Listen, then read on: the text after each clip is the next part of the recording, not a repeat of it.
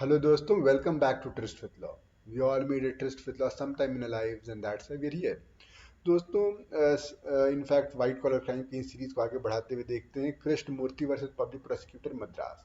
तो दोस्तों, it's a curious case. इसमें हुआ ये था कि एक पुलिस वाले मतलब कि कुछ उनको इन्फॉर्मेशन मिली होगी, तो उन्होंने कुछ एक ट्रैप बिछाया और एक ब्रॉथल में गए वो लोग, और उसको उनको प्रूफ करना था कि ब्रॉथल है, तो वहाँ पर उन्होंने किसी कस्टमर को भेजा जो पैसे दिया और वो किसी लड़की को लेकर रूम में चला गया। अब पुलिस रेड की और पकड़ा गया। तो अब उसको जो पनिशमेंट मिला था, अब उसको हायर पनिशमेंट मिला था, और इसलिए वो बंदा कंप्लेन मतलब कि अपील करते करते यहाँ पे आ गया सुप्रीम कोर्ट के पास। और यहाँ पर मेन उसका कंटेंशन ये था कि आपने बहुत बढ़िया कंटेंशन है कि एक बार इट्स अ सॉलिटरी इंस्टेंस कि कोई किसी आदमी को भेजा, हमने एक्सेप्ट कर लिया और आप हमें ब्रोथल कह रहे हो। मतलब एक solitary instance of use will not call it brothel. तो आप इसको ब्रोथल है ही नहीं, तो फिर अब मैं ऑफेंस बनता ही नहीं है। तो कोर्ट ये कहता है कि true solitary instance will not make it brothel, but यहाँ पे एक इसका मतलब ये नहीं कि आपको रिपीट बस सेम विजिटर को बार बार भेजना पड़ेगा देखने के लिए, तब तो किसी को हम पकड़ ही नहीं पाएंगे। दूसरा बंदा भी बेवकूफ़ थोड़े, वो समझ जाएगा कि सेम इतनी फ्रीक्वेंटली पे आ रहा है, वो ये कुछ करने गड़बड़ चाहता है।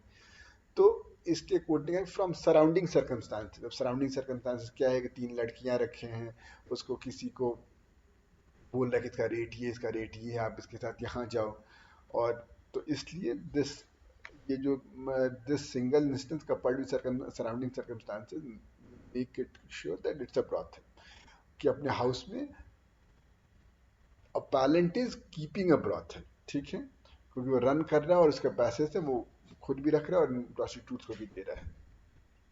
उसके बाद दूसरा कंटेंशन ये था पैलेंट का कि इसका जो इससे पहले कन्विक्शन हुआ था वो सेम एक्ट के अंडर, सीता एक्ट के अंडर ना होकर मद्रास का जो एक्ट था उसके अंडर हुआ था, और इसलिए this is not the second convention, और इसलिए इसको इतना सीवियर पनिशमेंट नहीं मिलना चाहिए। तो कोर्ट ये कहता है कि क्योंकि उस समय मद्रास एक्ट ही था, सीता एक्ट इनैक्ट नहीं हुआ था, तो इसलिए मद्रास एक्ट में ही कन्विक्शन होगा, and that will be deemed to be a conviction under SITA act by section, जैसे यहाँ पर बाय वर्च्यू ऑफ सेक्शन 25 की वजह से ये रिपील हुआ था Madras act, and by virtue of sub section 2 of section 20 section under section 5 ये मान लेंगे कि भाई ठीक है, ये इसके अंडर ही डीम्ड कन्विक्शन हो जाएगी सीता एक्ट के under, therefore it's second convention conviction और आपको ज़्यादा पनिशमेंट मिलना चाहिए। दोस्तों, आई होप आपको केस समझ में आया होगा। कोई दिक्कत कोई परेशानी, मैं हूँ, कमेंट सेक्शन में मिलते हैं। Till then, test with law.